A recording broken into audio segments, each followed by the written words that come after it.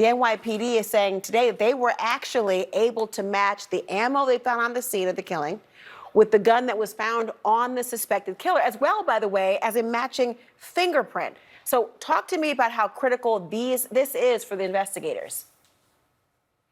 Thank you for having me. So we don't just have one piece of evidence. We don't have one confirmatory piece of evidence that puts this suspect at this shooting. We have multiple things.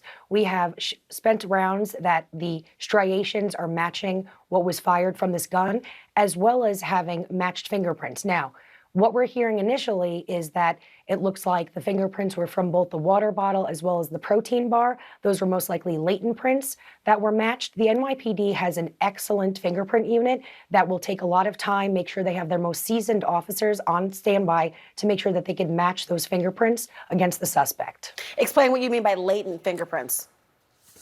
So there's a difference, obviously, between a fingerprint that you use on an electronic scanner or an ink print. Latent prints are prints that are left by oils on the skin. So if you touch a bottle or if you touch a wrapper and you are not wearing gloves, as we know the suspect was not, his oils from his natural body oil will leave an invisible fingerprint.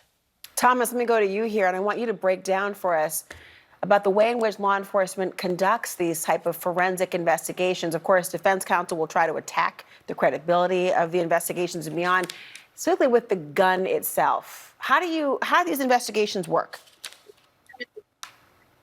When a gun is fired, there's a lot of impact and pressure, and that causes the harder metal of a firearm to leave impressions on the softer metal of the cartridge casing.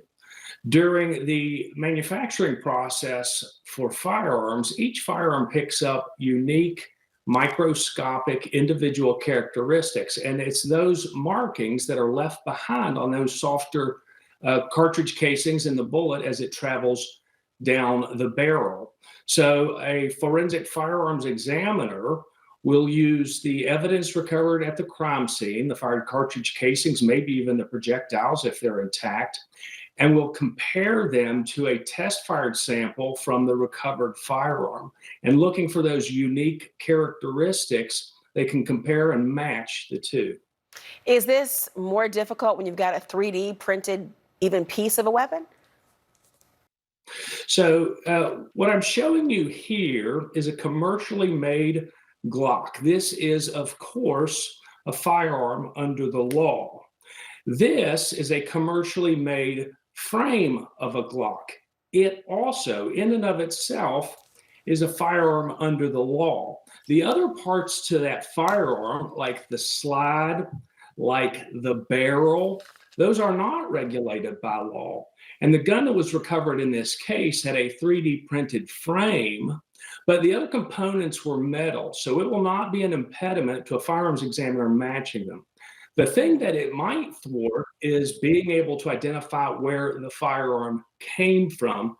And I think that raises an interesting question here. There's some belief that perhaps he used a 3D printed firearm because he didn't want to leave a trail connecting himself to it. But that begs the question why he still possessed it when he was arrested 5 days later. Josh, I know that's something you and I have talked about in that particular point. We're also learning today about the fact that his mother had reported him missing over some time. And so trying to reverse engineer and work backwards here.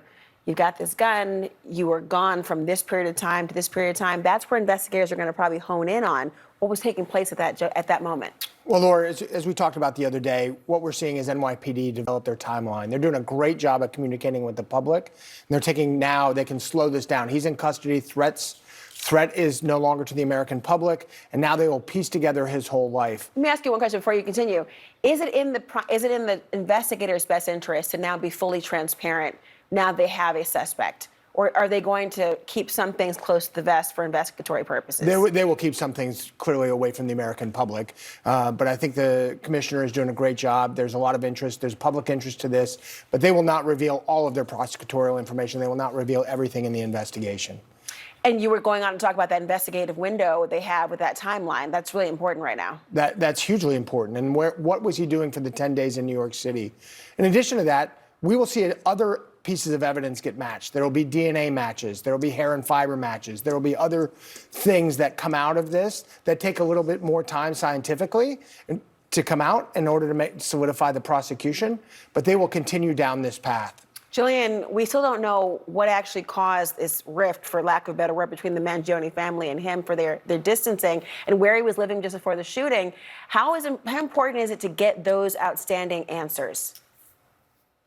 They're not only going to look at what he was doing for the 10 days that he was in the city, they're going to look at the last 2-3 years of this person's life. They're going to want to know everyone he was friends with, everyone he spoke to, what was the rift, like you said, between him and his family, what drove him to do the things that he did. So I don't think that we're just going to concentrate on the last 10 days or 2 weeks. We are going to want to do a deep dive into his life to understand what he was thinking.